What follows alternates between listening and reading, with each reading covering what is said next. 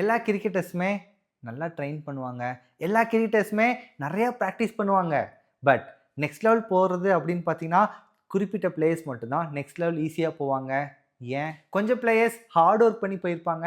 கொஞ்சம் players smart work பண்ணி போயிருப்பாங்க.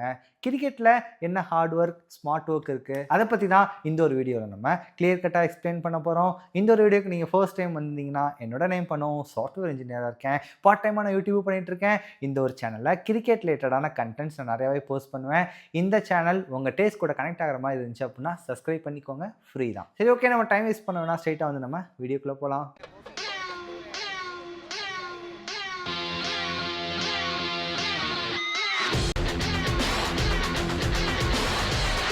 Okay, first what is hard work? Hard ஒர்க்னா என்ன? கிரிக்கெட்டில் ஹார்ட் ஒர்க்னா எதை நம்ம மீன் பண்ணுவோம்? Hard work means doing a lot of effort. Hour கணக்காக பேட்டிங் ஆடிட்டு இருப்போம். ஹவர் கணக்காக ஃபீல்டிங் ப்ராக்டிஸ் பண்ணிட்டு இருப்போம். கிரிக்கெட்டில் வந்து ரொம்ப இம்பார்ட்டன்ட் தான். பட் கிரிக்கெட் வந்து பார்த்தீங்க அப்படின்னா ஒரு skill based sport. Batting 2 hours விளாண்டுருப்போம், எந்த ஒரு டார்கெட்டுமே ஃபிக்ஸ் பண்ணாமல். பவுலிங் 10 ஹவர்ஸ் போட்டுக்கிட்டு இருப்போம், எந்த ஒரு பிளானுமே இல்லாமல். ஃபீல்டிங் 2 ஹவர்ஸ் ஓடி பண்ணிட்டு இருப்போம், எந்த ஒரு பிளானுமே இல்லாமல். நம்ம நினச்சிட்டு இருப்போம், நம்ம கண்டினியூஸாக நம்ம இவ்வளோ நேரம் ப்ராக்டிஸ் பண்ணுறோமே, இவ்வளோ நேரம் பேட்டிங் ஆடுறோமே, இவ்வளோ நேரம் ஃபீல்டிங் பண்ணுறோமே, நம்மளோட இம்ப்ரூவ்மெண்ட் வந்து ஃபாஸ்ட்டாக வந்துருமே அப்படின்னு சொல்லிட்டு. ஹார்ட் ஒர்க் வந்து பார்த்தீங்க அப்படின்னா எந்த ஒரு டைரக்ஷனுமே இல்லாமல் ஓடிக்கிட்டே இருந்தோம் அப்படின்னா ஹார்ட் ஒர்க் ஒரு நாளைக்கு ரிசல்ட் வரும். பட் கன்சிஸ்டண்ட்டாக ரிசல்ட் வருமானு கேட்டால் கண்டிப்பாக வரவே வராது. அதுக்காக தான் வந்து பார்த்திங்கன்னா ஸ்மார்ட் ஒர்க் வந்து நம்ம பண்ணணும் கிரிக்கெட்டில். ஸ்மார்ட் ஒர்க்னா என்ன அப்படின்னு சொல்லிட்டு பார்க்கலாம். Smart work in cricket. கிரிக்கெட்டில் எப்படி நம்ம ஸ்மார்ட் ஒர்க் வந்து அப்ளை பண்ணலாம்? ஸ்மார்ட் ஒர்க்னா ஃபர்ஸ்ட் என்ன அப்படின்னு சொல்லிட்டு நமக்கு தெரியணும். Smart work means doing a right work with the clear purpose, with using less time, with getting more improvement. கம்மியான டைமில் அதிகமான இம்ப்ரூவ்மெண்ட் வந்து நமக்கு வரணும். அதான் வந்து பார்த்தீங்கன்னா ஸ்மார்ட் ஒர்க்கான ஒரு சின்ன ஒரு டெஃபனிஷன்.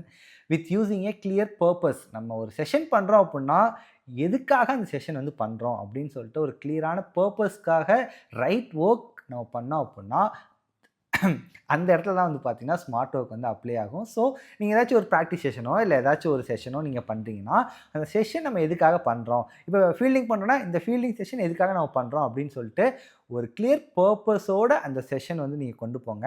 மோஸ்ட்லி நீங்கள் பண்ணுறது எதுக்காக அப்படிங்கிற ஒரு பர்பஸ் நீங்கள் கண்டுபிடிச்சிட்டிங்க அப்படின்னாலே உங்களோட இம்ப்ரூவ்மெண்ட் வந்து ஃபாஸ்ட்டாக இருக்கும். ஓகே, அப்போ வந்து ஹார்ட் ஒர்க்கே வந்து பண்ணக்கூடாதா, ஸ்மார்ட் ஒர்க் மட்டும் தான் பண்ணணுமா அப்படின்னு சொல்லிட்டு நிறைய பேர் வந்து கேட்பீங்க.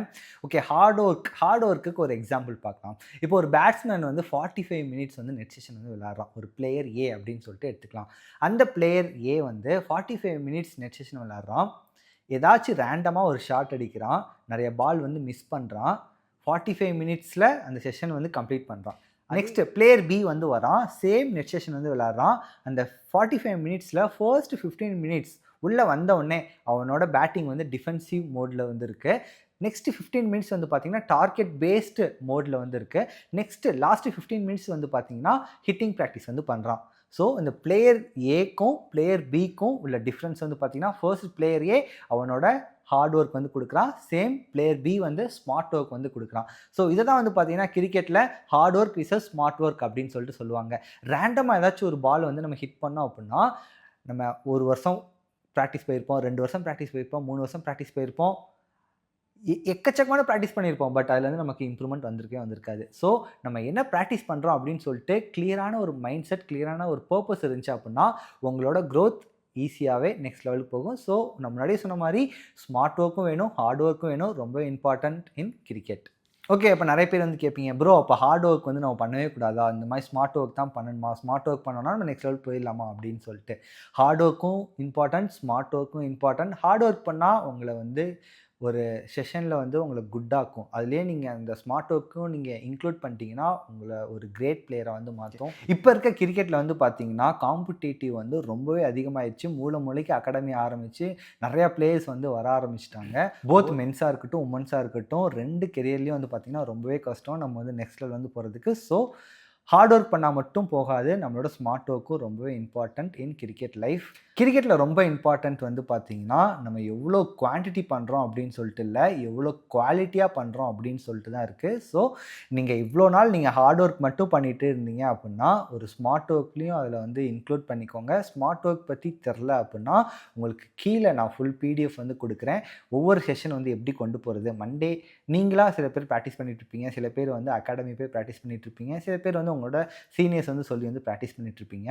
ஸோ ஒவ்வொரு செஷன் வந்து எப்படி வந்து கொண்டு போகிறது, டெய்லி வந்து நெட் செஷன் ஆடக்கூடாது, டெய்லி வந்து ஃபீல்டிங் பண்ணக்கூடாது, டெய்லி வந்து பவுலிங்கும் போட்டுட்ருக்கக்கூடாது. ஸோ ஒவ்வொரு நாளைக்கு ஒவ்வொரு செஷன் வந்து எப்படி கொண்டு போகிறது அப்படின்னு சொல்லிட்டு ஒரு பிடிஎஃப் வந்து நான் கீழே வந்து கொடுக்குறேன். மண்டே எப்படி கொண்டு போகணும், டியூஸ்டே எப்படி பிளான் பண்ணணும், Wednesday like Monday to Saturday வரையே எப்படி வந்து கொண்டு போகணும், சண்டே வந்து நிறைய பேத்துக்கு மேட்சஸ் இருக்கும். ஸோ எந்தெந்த செஷன் எப்படி வந்து கொண்டு போனால் நம்ம வந்து ஈஸியாக வந்து நெக்ஸ்ட் லெவல் போகலாம் அப்படின்னு சொல்லிட்டு ஒரு கீழே வந்து பிடிஎஃப் வந்து கொடுக்குறேன். அதை வந்து ரெஃபர் பண்ணிக்கோங்க. இன்கேஸ் நீங்களாக ப்ராக்டிஸ் பண்ணுறீங்கன்னா இந்த பிடிஎஃப் வந்து உங்களுக்கு ரொம்ப யூஸ்ஃபுல்லாக இருக்கும். கிரிக்கெட்டில் வந்து ஸ்மார்ட் ஒர்க்னா என்னென்ன அப்படின்னு சொல்லிட்டு பார்த்தீங்கன்னா, ஃபர்ஸ்ட் வந்து பிளான்டு ப்ராக்டிஸ். நம்ம ஒரு ப்ராக்டிஸ் செஷன் பண்ண போகிறோம் அப்படின்னா அதை வந்து கரெக்டாக பிளான் பண்ணி பண்ணணும். எந்த ஒரு ப்ராக்டிஸ் செஷனாக இருக்கட்டும், பேட்டிங்காக இருக்கட்டும், பவுலிங்காக இருக்கட்டும், ஃபீல்டிங்காக இருக்கட்டும். ஸோ முன்னாடியே ஒரு ப்ராக்டிஸ் செஷன் பண்ணுறதுக்கு முன்னாடி இந்த ப்ராக்டிஸ் செஷனை வந்து பிளான் பண்ணி பண்ணிக்கோங்க. நெக்ஸ்ட் வந்து பார்த்தீங்கன்னா டார்கெட் பேஸ்டு பேட்டிங்.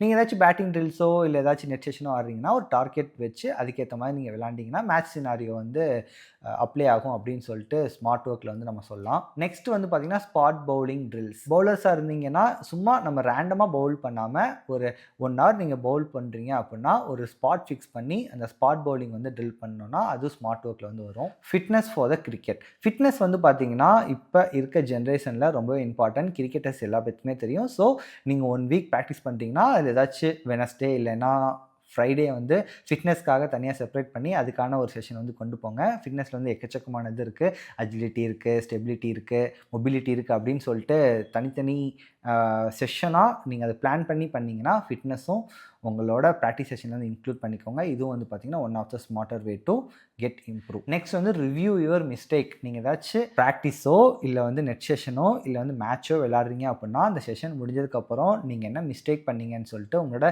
சீனியர்ஸ்கிட்ட கேளுங்க. சீனியர்ஸ் வந்து இல்லை அப்படின்னா கோச்சஸ்கிட்ட கேளுங்க. ஸோ உங்களோட மிஸ்டேக்ஸை வந்து ரெட்டிஃபை பண்ணாமல் திருப்பி அகைன் அண்ட் அகைன் ஒரே மிஸ்டேக்ஸே பண்ணிகிட்டே இருந்தீங்கன்னா நெக்ஸ்ட் லெவல் வந்து போகிறதுக்கு ரொம்பவே கஷ்டமாக இருக்கும். ஸோ அவங்களோட மிஸ்டேக் என்னன்னு சொல்லிட்டு அனலைஸ் பண்ணிட்டு அதை நெக்ஸ்ட் மேட்ச்க்கு வந்து ரெட்டிஃபை பண்ணிட்டு போனீங்கன்னா உங்களுக்கு அதே மிஸ்டேக் வந்து அகைன் நீங்கள் பண்ண மாட்டீங்க. நெக்ஸ்ட் வந்து பார்த்தீங்கன்னா smarter way to get next level to cricket வந்து track your performance week by week. உங்களோட அனலைசிஸ் லைக் ஏதாச்சும் நீங்கள் மேட்ச் விளாட்றீங்க அப்படின்னா உங்களோட அனலைசிஸை வந்து நீங்கள் ட்ராக் பண்ணிட்டே வாங்க.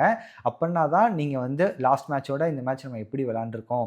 இப்போ நீங்கள் ஃபஸ்ட் மேட்ச் வந்து நீங்கள் ஒரு 50 ஸ்கோர் பண்ணியிருக்கீங்க அப்படின்னா நெக்ஸ்ட் மேட்ச் 30 தான் நீங்கள் ஸ்கோர் பண்ணுறீங்கன்னா ஏன் இந்த ஒரு டிப் வந்து வந்திருக்கு, நம்ம என்ன மிஸ்டேக் பண்ணோம் அப்படின்னு சொல்லிட்டு நீங்கள் ட்ராக் பண்ணிட்டே வந்தீங்கன்னா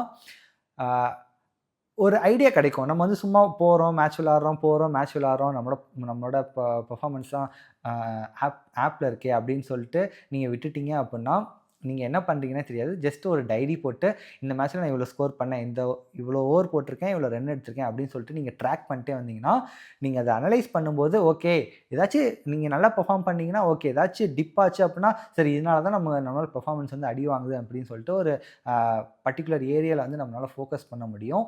ஃபோக்கஸ் பண்ணி அதில் நம்ம மாஸ்டர் ஆகிட்டோம் அப்படின்னா நம்மளோட வீக்னஸில் வந்து ஒர்க் அவுட் பண்ண ஸ்டார்ட் பண்ணிட்டோம்னாலே ஓரளவுக்கு தெரிய ஆரம்பிக்கும். ஓகே நம்ம இந்த ஏரியாவில் தான் நம்ம வந்து வீக்காக இருக்கோம், இதில் நம்ம கரெக்டாக பண்ணிட்டோம் அப்படின்னா நெக்ஸ்ட் டைம் வந்து இந்த மிஸ்டேக் வந்து பண்ண மாட்டோம் அப்படின்னு சொல்லிட்டு. ஸோ உங்களோட பெர்ஃபார்மன்ஸை நீங்கள் ட்ராக் பண்ணிட்டே வந்தீங்கன்னா உங்களுக்கு ரொம்ப யூஸ்ஃபுல்லாக இருக்கும். இதெல்லாம் தான் வந்து பார்த்தீங்க அப்படின்னா ஒரு ஸ்மால் ஃபேக்டர்ஸ் கிரிக்கெட்டில் வந்து நம்ம ஸ்மார்ட்டாக எப்படி வந்து நம்ம இம்ப்ரூவ் ஆகுது அப்படின்னு சொல்லிட்டு. ஸ்மார்ட் ஒர்க் வந்து நம்ம இன்ஃபீல்டில் மட்டும் பார்த்தோம், பட் அவுட் ஆஃப் த ஃபீல்டும் வந்து ஸ்மார்ட் ஒர்க் வந்து நமக்கு ரொம்ப இம்பார்ட்டண்ட். ஏன்னா நிறையா கிரிக்கெட்டர்ஸ் வந்து பார்த்தீங்கன்னா எக்கச்சக்கமான மேட்சஸ் விளையாடுவாங்க. அவங்களுக்கு வந்து ஸ்கில் வந்து பார்த்தீங்கன்னா வேறு லெவலில் இருக்கும். சீரியஸாக இப்போ அகாடமி இருக்க பாய்ஸை விட அவங்களுக்கு வந்து நிறையா வந்து ஸ்கில் இருக்கும். பட் எக்கச்சக்கமான மேட்சஸ் விளையாடுவாங்க, நிறையா டோர்னமெண்ட்ஸ் விளையாடுவாங்க, நிறையா மேட்சஸில் வந்து பார்ட்டிசிபேட் பண்ணுவாங்க. பட் அவங்களால நெக்ஸ்ட் லெவல் போக முடியாததுக்கான ரீசன் வந்து பார்த்தீங்கன்னா correct place at the correct டைம்னு சொல்லுவாங்க. நம்ம எந்த மேட்ச்சில் எப்போ வந்து பெர்ஃபார்ம் பண்ணுறோமோ அந்த ரோல் வந்து ரொம்பவே இம்பார்ட்டண்ட். அப்போனா தான் நம்ம வந்து நெக்ஸ்ட் லெவலுக்கு போவோம்.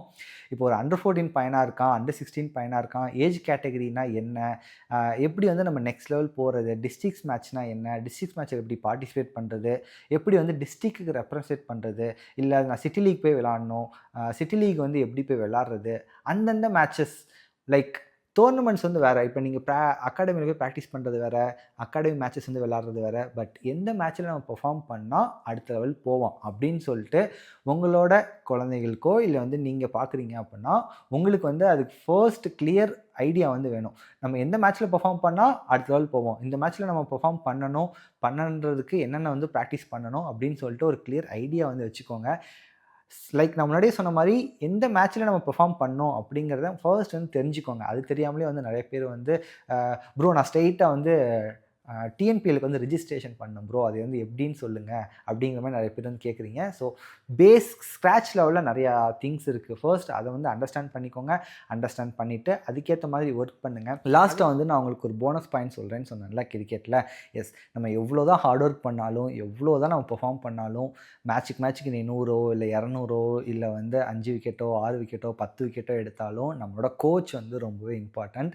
நம்ம எந்த டீமுக்கு விளாட்றோம், யாருக்கு கீழே விளாட்றோம், நமக்கு புஷ் பண்ணுறதுக்கு ஆள் இருக்கா அப்படின்னு சொல்லிட்டு எல்லாத்தையுமே கிளியராக பேக் எண்டில் வந்து செட் பண்ணிவிட்டு ஒரு டீம் போய் விளையாடுங்க. நம்ம வந்து விளையாடுவோம், லைக் எல்லா டீமுக்கும் விளையாடுவோம். பட் நமக்கான ஒரு புஷ் ஃபேக்டர் வந்து கண்டிப்பாக தேவை.